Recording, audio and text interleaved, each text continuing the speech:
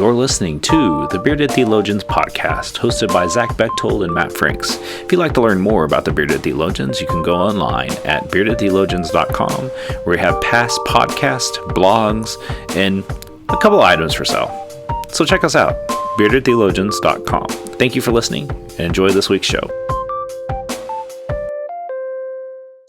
You're listening to the Bearded Theologians podcast, hosted by Matt Franks and Zach Bechtold. So this week on the podcast, we were kicking around ideas and even reached out to our spouses to figure out what we wanted to talk about today. And we were given some really great proverbs, and we kind of landed in the middle of discussing. We landed at Proverbs 18:9. Kind of spoke to us. So we really don't know why, but it just did. It spoke to us. What we discovered was, as we were kind of looking at it, and as we, one of the things that Zach and I like to do is, as we're looking at it, we like to look at the different translations. And we found this one to be definitely interesting to see how people interpreted this particular proverb. And so, Zach, as you think about Proverbs 18:9, what comes to mind to you and some of the things you discovered as we were kind of unpacking this to get ready for today? Well, I don't know that it really spoke to us in a sense of it made an impact or anything like that, but looking through, trying to find something to talk about, I always start with the CEB Bible, and I really, really like that translation and the way that it's laid out, and the way my brain works, it picks up on like words that stick out. And for me in 18:9, it reads out of the Common English Bible, "Those who are lazy in their work are brothers to thugs." And for me, I thought, well, that's interesting. I don't think they would have used the word thugs. And so got to digging into other translations just to hear how different, if it was different, the words that they use. So out of the New Interpreter's Bible, that translation, 18:9, reads, "One who is slack in the work is close kin to a vandal." And then if if you like Robert Adler's work here in the Hebrew Bible, 18:9 says, "He who is slack at his task is a brother to one who destroys." And this whole Proverb 18 centers kind of around our actions and what we're doing, and how that affects the things around us. And I just found it really interesting, the wordplay, or the word choices, not even wordplay, that we use to make these translations. And it got me thinking too, in the word choices and things that we have, not only in the sermons that we do, but in the conversations we have and things like that, of words matter, right? And if we're in the way that we communicate with people, words matter, and the choices that we make matter. And because a word sticks out to me and is relevant to me, or powerful to me, or not powerful to me, well, the person hearing it may take it a completely different way. That word may hold power or influence over them. And that's kind of what the word the word thugs did for me. That holds some power and connotation that isn't great, which vandals isn't either. And those who are akin to destroy, those are powerful statements too. But there was something about that word thug used in the Common English translation that got me thinking about, well, when we communicate, what words are we using, and how are they coming across, that maybe do harm, that maybe tear people down, or maybe get our point across in a way that we didn't want to get it across, which sometimes we have control over that and sometimes we don't. But I think it's an interesting study on the words we use, right? And especially in regards to scripture, what voices are we reading, listening to, and when we come across a word like that seems out of place, or do we go and grab another translation? Do we get on BibleGateway.com, who unfortunately isn't a sponsor of the podcast, and look up different translation and learn, or do we take it for face value and move on? Yeah, and It was funny because as we were moving through that, I read to you the King James version, and I'm not going to read, we all can look that up Oh, and it's terrible. butcher it yourself. I will not, Classic King's James. I will not slotheth through thyeth book that I cannot speaketh, because I do It not was use rough. thy language today. And I found Eugene Peterson's interpretation a little bit interesting. There on 18:9, he wrote, "Slack habits and sloppy work are as bad as vandalism." And thinking about that, and even with the way that it's shaped, and you can, Bible Gateway, sponsor or not sponsor, is definitely a great tool to use to see how different translations look at that. And we can definitely talk about the theological differences between all of them, and the influences that they all have had, from NRSV to CEB to NIV to NRSV to TNIV to whatever your jam is. And you can start to unpack that and see how words do affect. And you think about it, words change. We're now in a time where words are changing quite fast, and how one thing may be translated today may not have fallen, it would fall differently in the past, or even in the future will fall differently. And that's what's even hard in the sermon, as we continue to think about what we say from the pulpit or wherever we are, because we do, whether we realize it or not, we do public preaching in every conversation that we have, that those words are matter, and how we pay attention to what we say and how we do. And being aware of what we're saying is key. And if we're not paying attention, we do get sloppy, and it just makes for bad situations. Yeah, and I think it's the awareness, right? To say, hey, maybe that word doesn't fit here. And what can I do? What work can I do to learn the context around me, the people around me, um, and pay attention to the world around me, to pick better words, to choose better words, to choose a better way to communicate.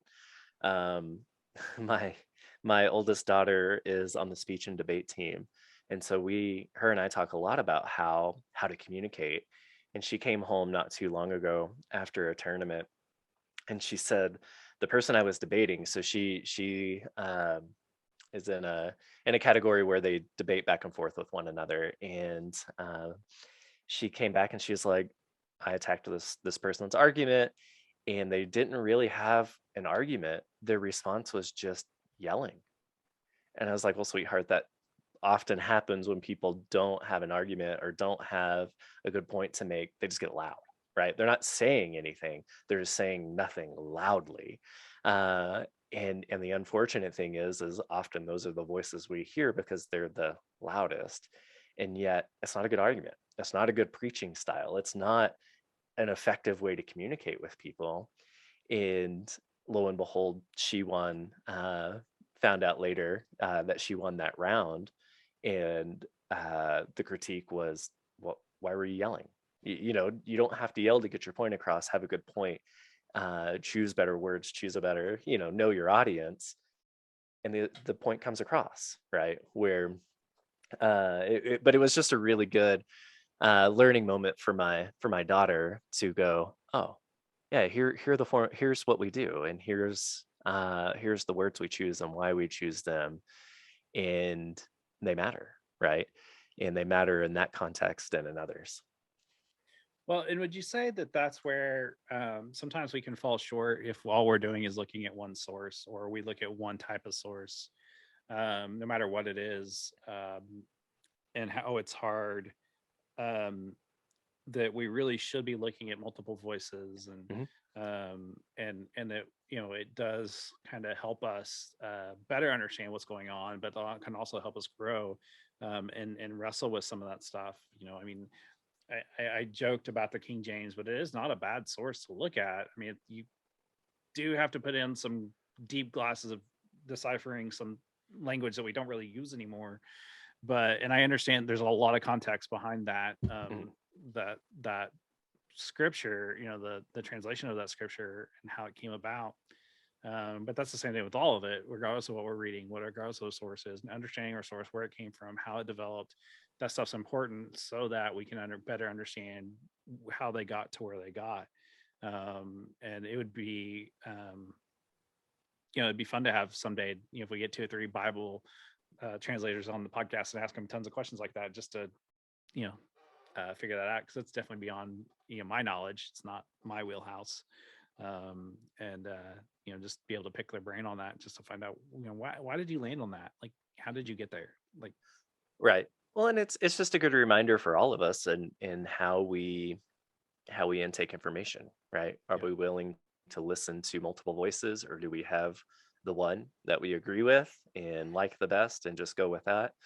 Are we listening to voices that are in competition's not the right word, but that oppose each other, right? Or are in conflict with one another, trying to get to the same point and figuring out where we can go with that, and how do we have a mixture of voices, of influence in all that we do, whether it's scripture reading and preaching or just in our day-to-day lives. And I think it's because information is so easily accessible.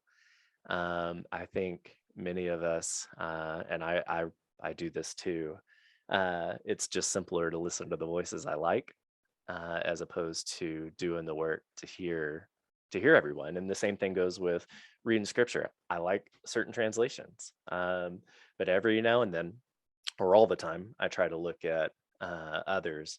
But the one I like, every now and then it hits that switch of, dang it, I don't like the words they used there. How did they get there? Right. Well, and that's which is good. Well, and that's where too, it's good to do that work. And it's also good to acknowledge, like, this just doesn't sit well with me. I think of, and especially in the Common English, Psalm 23 reads completely different what I'm used to. And right, but that's one you're used to reading out of the King James, right? You're used to that poetic reading of it. You are. I grew up with the NRSV Bible, and so it's the NRSV that's in my head. But the NRSV and the King James aren't that far apart. They read similarly.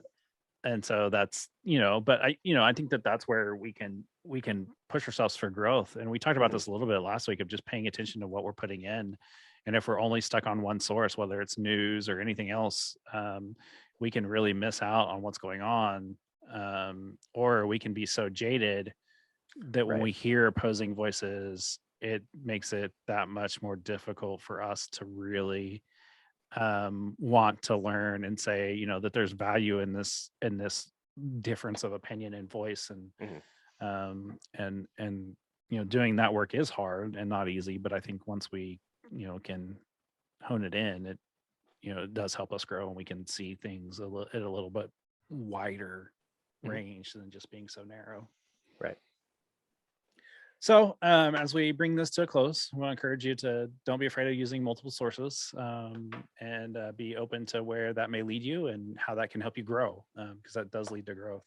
Being able to broaden our horizons more can help you. And so encourage you to go to our website at beardedtheologians.com, check out all of our great content, past podcasts and blog posts and things that we have up there. Don't forget to pick up a few items to share. It's getting close to Valentine's Day. Nothing says I love you more than a Bearded Theologians coffee mug.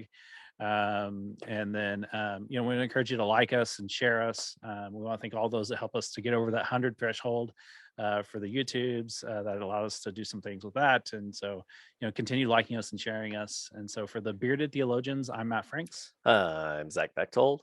Thanks for checking us out.